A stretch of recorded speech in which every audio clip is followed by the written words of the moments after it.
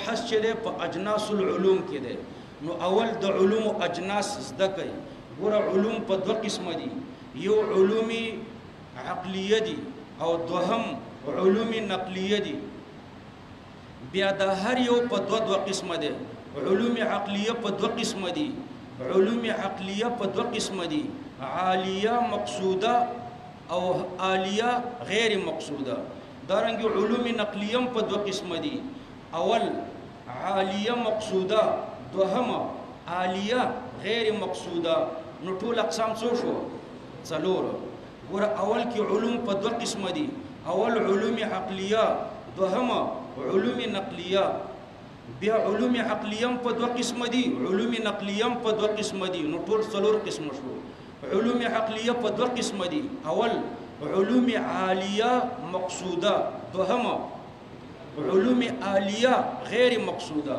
دارنګ نقلیه په دوه قسمه دي اول علوم عالیه مقصوده دوهم علوم عالیه غیر مقصوده نو علوم عقلیو کې اول قسم څوک علوم عالیه مقصوده دا حکمت فلسفه رمل او جفر دغه څلور علوم دي فلسفه ده حکمت ده رمل ده جفر ده دا څلور علوم دا علوم عالیه مقصوده دي علوم عقلیه دي خو په علوم عقلیو کې عالیه مقصوده دي او عالیه غیر مقصوده لکه علم منطق علم منطق دا د علوم عالیه غیر مقصوده ونه ده علوم عقلیه ونه ده خو بیا د عالیه غیر مقصوده ونه ده علوم نقلیه په دوه قسمه اول علوم عالیه مقصوده نو پدې کې دا درې علوم دي علم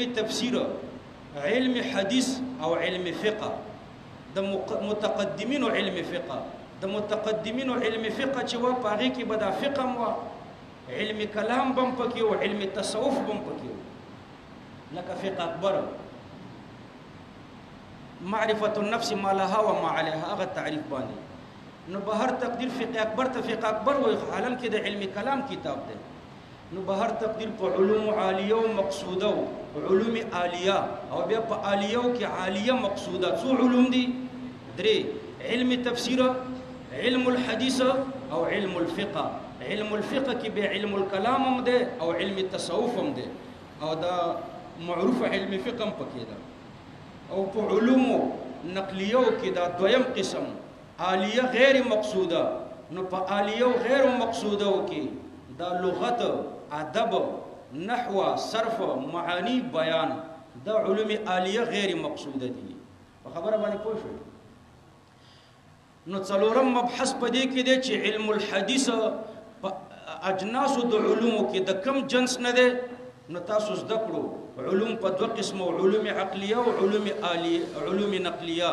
علم الحديث په کم علم کې راغلو علوم نقلیه بیا علوم نقلیه په دوه قسمه دي اول علوم عالیه مقصوده او دوهم علوم عالیه غیر مقصوده نو دا په کم قسم کې راغلو په علوم عالیه او مقصوده کې راغلو نو علم الحديث په علوم نقلیه کې ده او په علوم نقلیه کې بیا په عالیه او مقصوده کې ده یو بل تقسیم هم پکې زده کا دا علوم نقلیه کې دا اول قسم چې علوم عالیه مقصوده دي دا به په دوه قسم دي یو علوم اصلیه دي او بل علوم فرعیه دي نو تفسیر علم التفسیر او علم الحديث دا په اصلیه کې داخل دي او دا علم الفقه دا په فرعیه کې داخل دي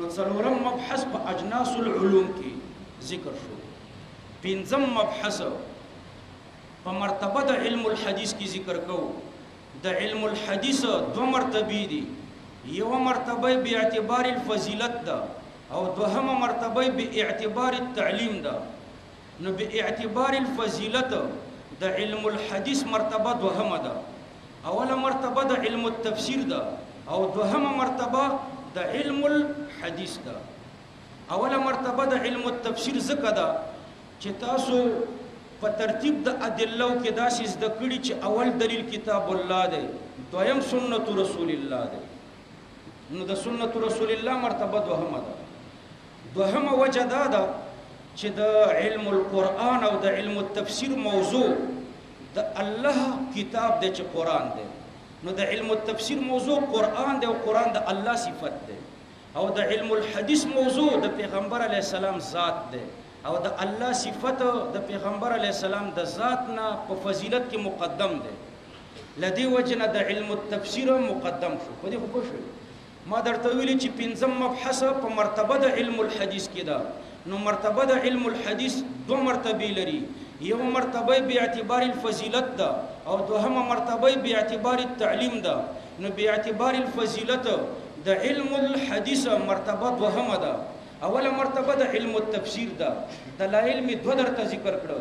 یو دلیل دا دی چې د علم په ادله اربعو کې اوله مرتبه د قرآن ده، دویمه د سنت ده، او دوهمه وجه دا ده چې د علم التفسیر موضوع قرآن دی او قرآن د الله صفت ده، او د علم الحدیث موضوع د پیغمبر علیه السلام ذات ده، او د پیغمبر علیه السلام ذات په دوهمه مرتبه کې ده. لہذا علم الحدیث په دوهمه مرتبه کې ده. بعض علما فرمایي چې علم الحدیث په اوله مرتبه کې ده او علم التفسیر په دوهمه مرتبه کې ده، ځکه د علم التفسیر موضوع قرآن ده او د قرآن نه قرآن لفظي مراد ده، او قرآن لفظي وایي د الله صفت نه ده، د الله صفت خو قرآن نفسي ده، لیکن دا توجیه کمزورې ده. قرآن لفظي د الله صفت ده، قرآن نفسي د الله صفت ده، خو جهت پکې بدل ده. نو دا باعتبار الفضیلت و باعتبار الفضیلت مرتبه دوهمه ده، او باعتبار التعلیم مرتبه د ټولو نه وروسته ده. اول به علوم عالیه غیر مقصوده زده کیږي او بیا به علوم عالیه مقصوده زده کیږي. نو باعتبار التعلیم اول علوم عالیه غیر مقصوده او بیا علوم عالیه مقصوده. نو اول علوم عالیه غیر مقصوده زده کیږي د دې لپاره چې په طالب کې استعداد پیدا شي، او د دې لپاره چې په علوم عالیه او مقصوده کې د خطای نه بچ.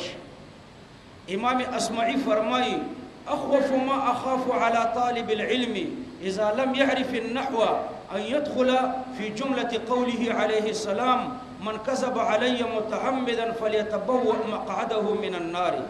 زه چې په طالب وای ډیر ویریږم، د دینه ویریږم چې نحو یې نه زده او احادیث وای، نو د دې وحید لاندې داخليږي د پیغمبر علیه السلام چې من كذب علي متعمدا فليتبوأ مقعده من النار.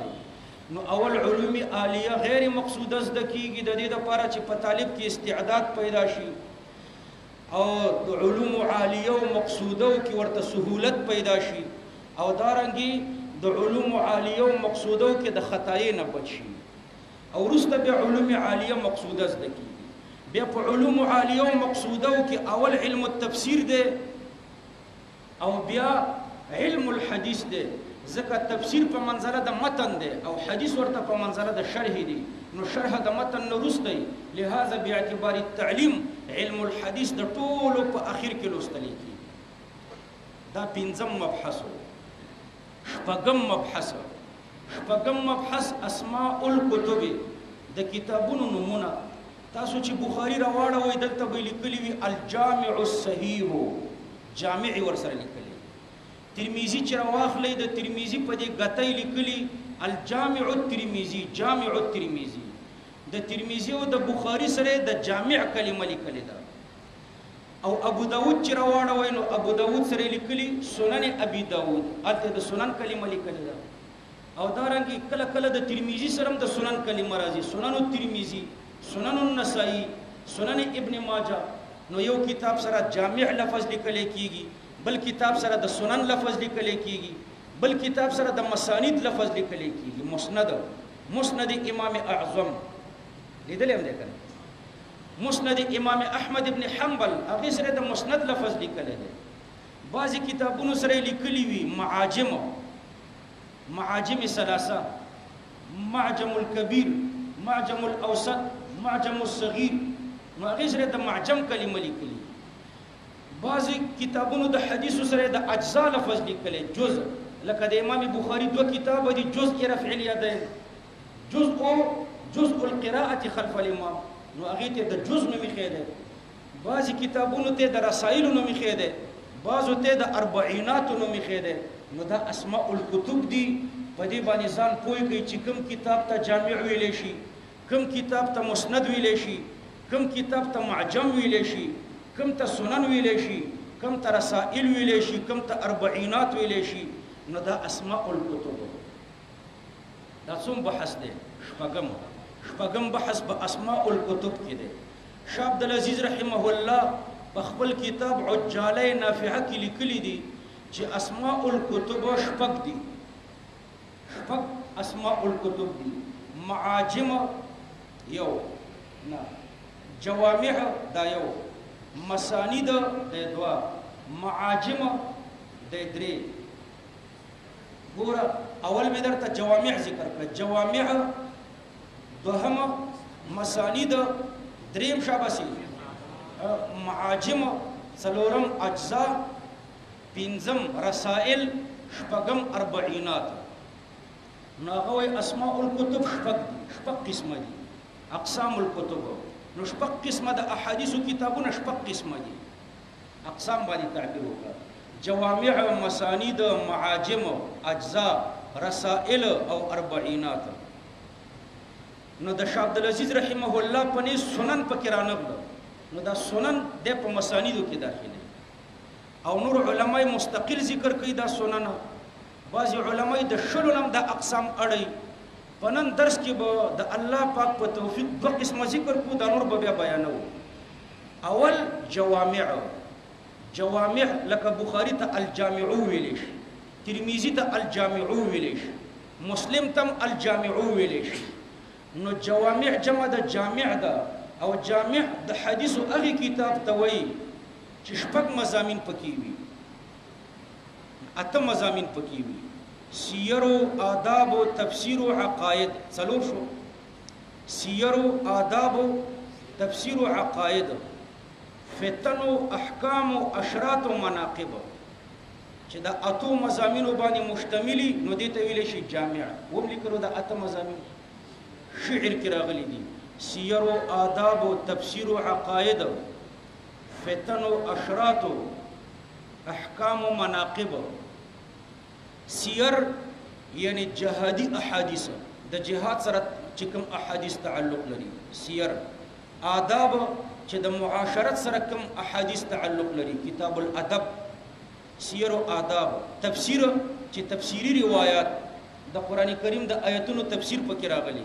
نو سیر او آداب او تفسیر. عقاید چې د الله د ذات او د صفات او د پیغمبر علی السلام د نبوت او د اخرت یعنی د عقاید او احادیث پکې راغلي.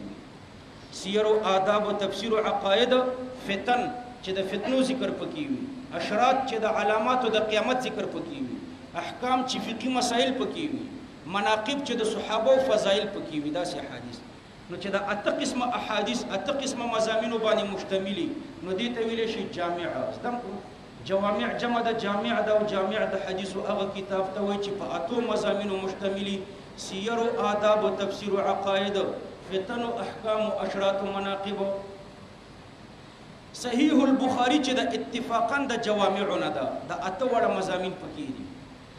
الجامع الترمذی دام اتفاقا د جوامعونه ده، په دې کې هم د اته وړه مضامین دي. د بخاری او د ترمذی په باره کې اختلاف نشته. صحیح مسلم بعض علما فرمایي چې دا د جوامعونه نه ده، ځکه د اتو مضامینو کې یو مضمون د تفسیری روایات ده او تفسیری روایات ډیر کم دي په صحیح مسلم کې، او القلیل کالمعدوم. نو چې تفسیری روایات پکې ډیر کم دي نو دا وایي د جوامعونه نه ده. بعض علما وایي دا د جوامعونه نه ده.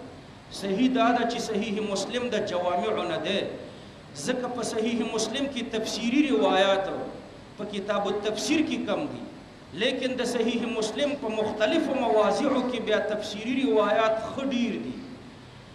او د دې وجه دا ده چې صحیح مسلم والا چې کله یو روایت په یو ځای کې راوړي نو د دې روایت ټول اطراف به حمل ته ذکر کوي او د تکرار نه ځان ساتي. نو د تفسیری روایت په نور کتاب کې ذکر کړي د پاره د دې چې تکرار را نشي نو په کتاب التفسیر کې بیا نه دي رمعات کړي. او امام ترمذی او امام بخاری هغه په کتاب التفسیر کې مکرر روایات هم ذکر کړي، آثار د صحابه هم ذکر کړي، د اهل لغت او اقوال هم ذکر کړي.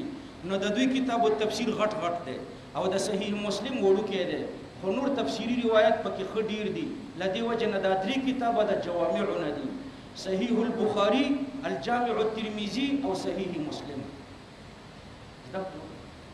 دویم سنن د دې سنن دوهم نوم ابواب مخکې ورته ابواب ویل کېدل بیا دا نوم بدل شو په سنن نو سنن د حدیث هغه کتاب ته وایي چې احادیث پکې په ترتیب د ابواب فقهیه راغلي په فقه کې تاسو اول کتاب الطهارت وایي په هدايه کې بیا کتاب الصلات وایي نو په ترمذی کې ممداسي دي ګوره اول کتاب الطهارت دی بیا کتاب الصلات دی نو احادیث پکې په ترتیب د ابواب فقهیه دي نو دې ته ویل شي سنن نو دا په صحاح ستو کې دا څلور کتابونه سنن دي دا څلور کتابونه سنن دي ترمذی ابو داود نسائی ابن ماجه چې کله د سنن اربعه او لفظ راشي نو دا څلور وړه پکې دا څلور وړه مراد دي ترمذی د جوامع نوم ده او د سنن نوم ده دا دواړه ده نو سنن د حدیث هغه کتاب ته وایي چې احادیث پکې په ترتیب د ابواب فقهیه راغلي وي زدم کړو دا په بس به درته مقرر وایم سبا ګوره څلورم مبحث په مقدمه کې په اجناس العلوم کې ده علوم په دوه قسم دي اول علوم عقلیه دوهم علوم نقلیه به علوم عقلیه په دوه قسم دي اول علوم عالیه مقصوده دوهم علوم عالیه غیر مقصوده علوم نقلیه په دوه قسم دي اول علوم عالیه مقصوده دوهم علوم عالیه غیر مقصوده نو په علوم عقلیه کې دا اول قسم چې علوم عالیه مقصوده دي دا حکمت فلسفه رمل او جفر دي او علوم عالیه غیر مقصوده علم منطق دي او په علوم نقلیه کې علوم عالیه مقصوده چي دي هغه علم التفسیر علم الحديث او علم الفقه ده علم الفقه به علم الكلام تم شامل ده او دارنګ علم التصوف تم شامل ده او دا علوم عالیه مقصوده چې د چاز د یغه شیخ الاسلام ویل شي او علوم عالیه غیر مقصوده نو دا علم نحو دا علم صرف ده علم ادب ده علم لغت ده معانی ده بیان ده او بدیع ده نو دا علوم عالیه غیر مقصوده دي نو علم الحديث علوم نقلیه نه ده او بیا په علوم نقلیه کې د علوم عالیه او مقصوده نه ده علوم عالیه مقصوده بیا په دوه قسم دي اول اصلیه دوهم فرعیه علم التفسیر او علم الحديث دا د اصلیه نه ده او علم الفقه دا د فرعیه نه ده نو د علم الحديث جنس مزدکرو چې علم الحديث د علوم نقلیه نه ده بیا په نقلیو کې د علوم عالیه او مقصوده نه ده او بیا په علوم عالیه او مقصوده کې د اصلیه نه ده پنځم مبحث علم الحديث مرتبه کومه ده څومره ده نو د علم الحديث مرتبه ما درته ویل چې د علم الحديث دوه مرتبه دي یو مرتبه به اعتبار التعلیم ده او بل مرتبه به اعتبار الفضیلت ده به اعتبار الفضیلت مرتبه دوهمه ده ځکه په ادله اربعه کې د دې مرتبه دوهمه ده دوهم دا ده چې د علم الحديث موضوع د پیغمبر علی السلام ذات ده او د علم التفسیر موضوع قرآن ده قرآن د الله صفت ده د پیغمبر ذات په دوهمه مرتبه کې ده نو د علم الحديث مرتبه دوهمه ده بعض علما فرمایي چې به اعتبار الفضیلت د علم الحديث مرتبه اوله ده ځکه د علم التفسیر موضوع قرآن ده او قرآن یو قرآن نفسي ده هغه د الله صفت ده او بل وای قرآن لفظي ده وای دا د الله صفت نه ده لیکن دا توجیه کمزوري ده ځکه دواړه د الله صفات دي او به اعتبار التعلیم مرتبه د ټولو نه اخیره ده اول علوم عالیه زده کیږي او بیا علوم عالیه زده کیږي په اعتبار د تعلیم اخیری مرتبه کې ده وړه دوره او لویه دوره اخیر کې کیږي اول فنون زده کیږي علوم عالیه زده کیږي د دې لپاره چې طالب د علوم عالیه او د لپاره ملکه پیدا کی استعداد پیدا کی او د خطای نه پکې بچ شي چې د هغه وحید لاندې داخل نشي چې پیغمبر علی السلام فرمایي من کذب علی متعمدا فليتبوأ مقعده من النار